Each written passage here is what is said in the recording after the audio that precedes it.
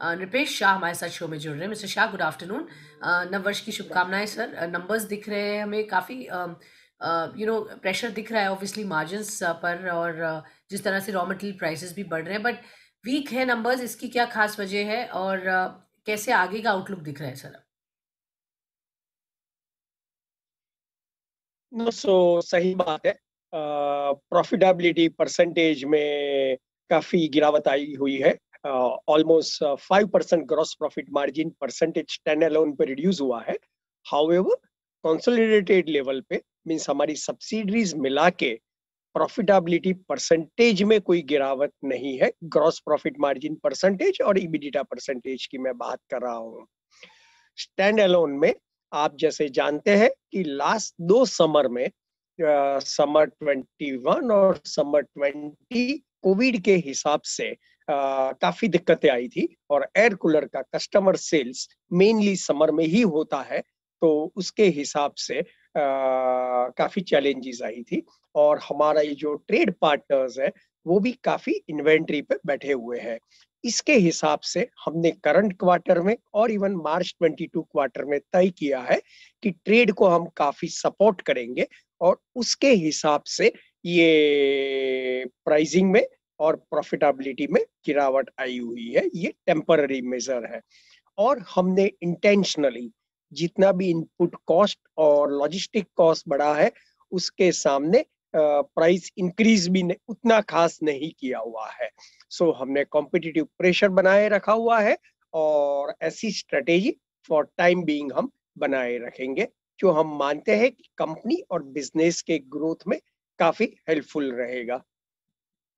Okay, sure sir. तो ये कारण रहे गिरावट के लिए, और आगे भी आपने उसकी फैक्टर इन करी हुई है, बट ये टेम्पररी प्रॉब्लम है आप कह रहे हैं। Organise air cooler market sir about 30% account करता है आपके लिए, बट आई मीन ओवरऑल तो आपका यहाँ पर मार्केट शेयर कितना है? ऑर्गेनाइज मार्केट में हमारा मार्केट शेयर करीबन 50% है। हुआ यानी टोटल अगर हम बात करें, ओके, 15%। सर आगे किस तरीके का आउटलुक लग रहा है? आप मार्केट शेयर को कैसे बढ़ाएंगे? प्रोडक्ट के पॉइंट ऑफ व्यू से किस तरीके की आगे फोकस होगी कंपनी की? FY23 कैसा दिख रहा है in terms of new launches, product pipeline? जैसे आप सब जानते हो, सिम्फनी काफी इनोवेटिव कंपनी है। नई नई प्रोडक्ट्स, नई डिजाइन आती ही रहती है, तो आगे ऊपर भी वो नए लॉन्चेस होते ही रहेंगे वेरियस सेगमेंट्स में।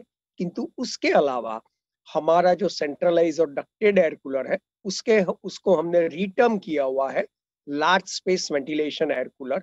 उसमें हमने काफी इनिशिएटिव्स लिए हुए हैं।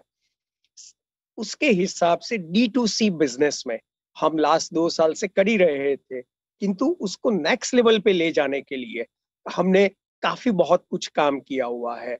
और हमने यूएस में काफी सक्सेस पाई हुई है। हमने जब क्लाइमेट टेक्नोलॉजी एक्वायर किया था, उससे पहले क्लाइमेट टेक्नोलॉजी का यूएस में बिजनेस करीबन 36 करोड़ था। वो लास्ट ईयर बढ़ के 100 करोड़ हुआ, और करंट ईयर में बढ़ के 160 करोड़ हुआ। और ये सब पूरे जो यूएस का बिजनेस है, वो सिम्फनी के residential range of air coolers है, उसका ही बिजनेस है। उसकी किंतु प्रॉफिटेबिलिटी स्प्लिट होती है सिम्फनी इंडिया और क्लाइमेट टेक्नोलॉजी के बीच में। और यूएस के बिजनेस में भी लगता है कि जो लास्ट 2 साल से मोमेंटम है, जैसा रॉबस्ट ग्रोथ है, वो अगले साल भी कंटिन्यू रहना चाहिए। Okay, sure. तो ये तो बात हुई यूएस मार्केट की भी आपने बताई, बट सर बिकॉज ये मार्केट और कम्पेटिटिव होते जा रहा है, और आपने कहा 50% आपका मार्केट शेयर है, अगर हम ऑर्गेनाइज एयर कूलर मार्केट की बात करें, किस तरीके से आगे देखते हो ट्रेजेक्ट्री ऑफ मार्केट शेयर, और कैसे आप मेंटेन करेंगे अपनी लीडरशिप इस स्पेस में? So unlike most other companies, हमारे लिए air cooler bread and butter product है। हमारा कंप्लीट फोकस एयर कूलर पे है, तो उसके हिसाब से हम काफी कुछ कर पाते हैं। और वही कारण है कि लास्ट 4-5 साल में इतनी सारी कंपनियां आई, तो भी हमने हमारा मार्केट शेयर 50% रखा हुआ है। इनफैक्ट 7-8 साल पहले हमारा मार्केट शेयर करीबन 42% था, वो बढ़ के 50% हुआ है। सो उसमें हमें कोई दिक्कत नहीं हो रही है। इनफैक्ट हमारा इनोवेशन, हमारा कंप्लीट फोकस के हिसाब से ओवरऑल ऑपरेटिंग एफिशिएंसी, स्केल, हमारा जो बिजनेस मॉडल है, कंटिन्यूस वैल्यू इंजीनियरिंग, और हमारा जो ब्रांडिंग और डीलर डिस्ट्रीब्यूशन नेटवर्क है, और बहुत सारे काफी नए इनिशिएटिव्स है, वो सब मिला के मार्केट शेयर में कोई दिक्कत आने वाली नहीं है। इम्पोर्टेंटली हमारा जो कोविड के पहले काफी रॉबस्ट ग्रोथ होता था, वही ग्रोथ हम 22-23 से बैक टू नॉर्मल करना चाहेंगे in terms of the top line growth और प्रॉफिटेबिलिटी ग्रोथ। और हमारी जो क्लाइमेट टेक्नोलॉजी सब्सिडरी कंपनी है ऑस्ट्रेलिया की, उसमें लास्ट ईयर से टर्न अराउंड चालू हुआ है। करंट ईयर वो टर्न अराउंड एक्सिलरेट होगा। उसका काफी अच्छा परफॉर्मेंस हमें मार्च 22 क्वार्टर में देखने को मिलेगा, और उसके हिसाब से उसमें भी अच्छा परफॉर्मेंस का हम आशा और एस्टिमेट कर सकते हैं। ऑर्डर बुक कैसी दिख रही है सर इस वक्त, और क्या है outlook? Demand obviously commercial cooling segment के बारे में भी बताइए, वहां पर अच्छी डिमांड दिख रही है आगे। और summer purchase normally last year के कंपैरिजन में अर्ली समर बाइंग के ट्रेंड्स क्या दिख रहे हैं ऑन ग्राउंड सर? समर का ट्रेंड के लिए अभी काफी समय है। जल्दी है, क्योंकि अभी जी। तो जनवरी है। नॉर्मली वो फरवरी एंड मार्च से मालूम चलता है, किंतु ओवरऑल ट्रेड का सेंटीमेंट अच्छा है। ट्रेड भी एक्सपेक्ट करता है कि अच्छा समर और अच्छी डिमांड रहनी चाहिए। ओके। बट सर किस तरह से आप देख रहे हैं ऑर्डर बुक इस वक्त कैसी है और क्या दिख रही है by the end of the year? नहीं, हमारे पास ऑर्डर बुक नहीं होता है। हम ऑफ सीजन में एडवांसेस कलेक्ट करते हैं, और उसी जी। हिसाब से उसका ऑफ सीजन में डिस्पैच होता है। और ट्रेड वो इन्वेंट्री पे ऑफ सीजन में भी 100% पे करके समर का इंतजार करते हैं और उसमें बेचते हैं।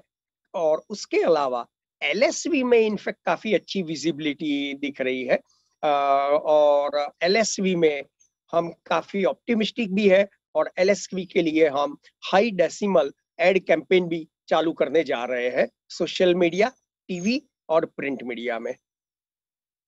Okay, wonderful. तो ये हैं प्लान्स आपके। बट सर एड रेवेन्यू कैसे रहे इस बार क्वार्टर में, और क्या ये आगे बढ़ेंगे? ओवरऑल क्या प्लान्स रहेंगे? और ई कॉमर्स चैनल आपके अभी बिजनेस को कितना कंट्रीब्यूट कर रहा है, और आगे किस तरीके की सेल्स वहां से आप एंटिसिपेट कर रहे हैं? नहीं, हमारा एडवर्टाइजमेंट सेल्स प्रमोशन एक्सपेंसेस करीबन 4 to 5% ऑफ टर्नओवर रहता है, तो उससे आजू बाजू ही रहना चाहिए।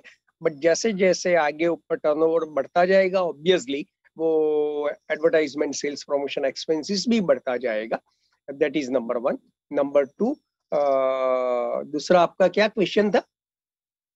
बिल्कुल सर, मैं जानना चाह रही थी कि ई कॉमर्स का आपने बताया, और किस तरह से ई कॉमर्स चैनल कितना कंट्रीब्यूट कर रहा है आपके सेल्स में? जरूर। सो ई कॉमर्स में लास्ट 2 साल में कोविड के हिसाब से वायो वाई 100% ग्रोथ हुआ है, और उसमें काफी अच्छी विजिबिलिटी दिख रही है। ई कॉमर्स और ऑनलाइन में अभी 2 चैनल होंगे, एक ई कॉमर्स और दूसरा हमारा खुद का D2C। और D2C के लिए apart from our traditional models, हम कुछ एक्सक्लूसिव मॉडल्स, एक्सक्लूसिव रेंज जो D2C से ही बिकेगा, वो भी लॉन्च करने जा रहे हैं।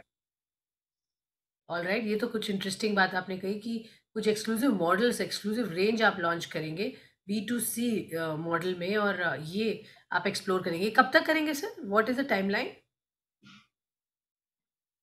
In next 1 month. वैसे वो न्यू अच्छा। वेबसाइट और न्यू D2C लॉन्च हो गया है, और जो नए हम्म। मॉडल्स है नेक्स्ट 1 मंथ में लॉन्च हो जाएंगे। सर बजट क्योंकि अब कुछ ही दिन में आने वाला है, किस तरीके की एक्सपेक्टेशन रखनी चाहिए आपके सेक्टर में? पर्टिकुलरली कुछ ऐसा है जो आप चाह रहे हैं वित्त मंत्री उस पर कुछ चेंजेस करे जिससे सेक्टर के लिए अच्छा हो?